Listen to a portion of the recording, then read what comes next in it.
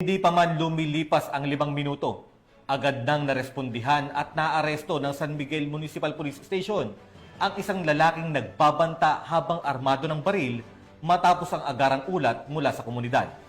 Ito ay patunay ng pinigting na presensya at quick response strategy ng kanilang himpilan bilang tugon sa direktiba ni Chief PNP Police General Nicolas Torre III laban sa mga loose firearms at posibleng banta sa seguridad.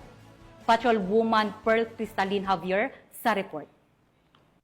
Ng mga tauhan ng San Miguel Municipal Police Station ang isang lalaki sa loob lamang ng 5 minuto matapos magpakita ng mapanganib na pag-uugali sa publiko kabilang ang pagbabanta habang armado ng baril sa Barangay San Juan, San Miguel, Bulacan. Kinilala ni Police Lieutenant Colonel Joey Louie Bilaro, Acting Chief of Police ng naturang istasyon, ang suspect na si alias MJ, isang negosyante, 43 anyos at residente ng Barangay San Juan, San Miguel, Bulacan. Ayon sa ulat, dakong alas 9 ng gabi nang maaresto ang suspect matapos makatanggap ng tawag ang mga otoridad mula sa isang concerned citizen.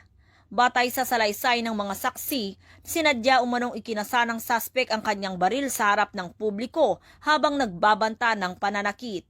Nakumpiska mula sa kanyang isang Taurus G3 9mm caliber pistol na may 5 bala. Nahaharap ang akusado sa kasong alarm and scandal, grave threat at paglabag sa RA 10591 o Comprehensive Firearms and Ammunition Regulation Act. Tinitiyak ni Police Colonel Angel L. Garciliano, Acting Provincial Director ng Bulacan Police Provincial Office, ang matatag at maagap na aksyon ng mga kapulisan sa bawat sulok ng lalawigan. Aniya, bahagi ito ng kanilang walang humpay na kampanya laban sa kriminalidad at patunay ng kanilang dedikasyon sa pagpapanatili ng kapayapaan at kaayusan sa komunidad. Mula dito sa Bulacan Police Provincial Office, ako ang inyong PNN correspondent, Patrolwoman Pearl Cristalin Javier, alagad ng batas, taga-taguyod ng Balitang Pulis.